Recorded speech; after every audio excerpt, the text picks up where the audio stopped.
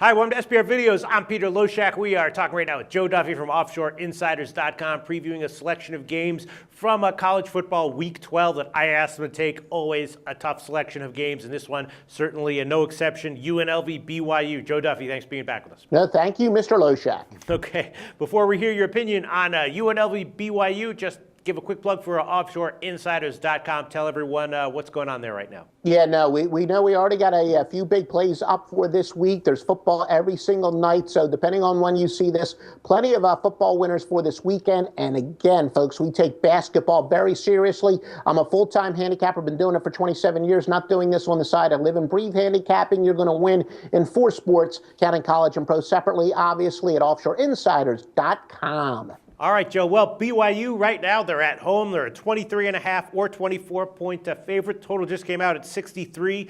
And, you know, BYU's off a bye, and UNLV is kind of crappy as always. UNLV 3-7 against the spread overall on the year. So they've been, kind of crappy and also a little bit overvalued. BYU, you know, they've had a tough year, and now they've lost their leading rusher, right? They lost their leading rusher after the last game. We know what the deal has been with their quarterback. They did cover their last game, but before that, they had lost 6 in a row against the spread. But, then again, is UNLV going to be able to come in here and hang within 24 of any, assortment of BYU players that they put on the field? I'm not exactly convinced of that. The replacement quarterback has been decent. You know, the leading rusher goes down, but then, probably next man up for BYU. They have a decent program here. 23.5 or 24, though, that's a big line. And if you look at the past ATS results of these two teams this year, doesn't point either way. They've both been bad bets. What's your take on this game, Joe? Yeah, no, ever since they lost Taysom Hill, we Sharps, we've been fading BYU, and as you said, it did come back to bite us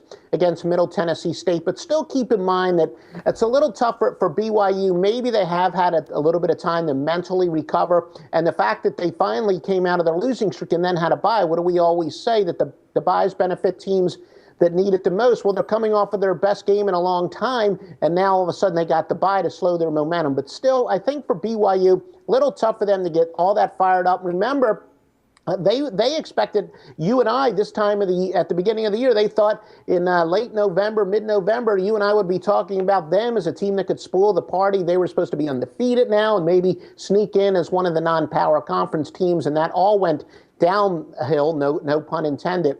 And yes, you're right. UNLV, they're struggling as well. I'm really not concerned about the fact that Blake Decker, their starting quarterback, is questionable because Decker hasn't been all that good. And redshirt freshman Jared Leibowitz, he's played a little bit this year. He hasn't been all that great. But again, when struggling teams, when they make a quarterback change, sometimes that gives them a little bit of an emotional lift. And UNLV, their Devontae Davis, he's their best receiver. He missed 5 games, but he came back last week to catch 6 passes, including his 21st career touchdown. So I don't think there's going to be a big drop-off at quarterback, maybe even the emotional lift. Plus, with Davis being back, I do think that they should be able to hang with BYU. Now, it's true that BYU, despite the fact that they're disappointing, they can clinch a bowl berth with a win here, but that might be significant if it were a small spread. It's a big point spread that doesn't really give them any extra motivation to run up the score. They're not going to play in any major bowl. So I think this is just a case where BYU would be ecstatic to escape with the win, but I don't think they get the cover, so I'll take UNLV. Joe Duffy liking UNLV plus 24. Thanks, Joe.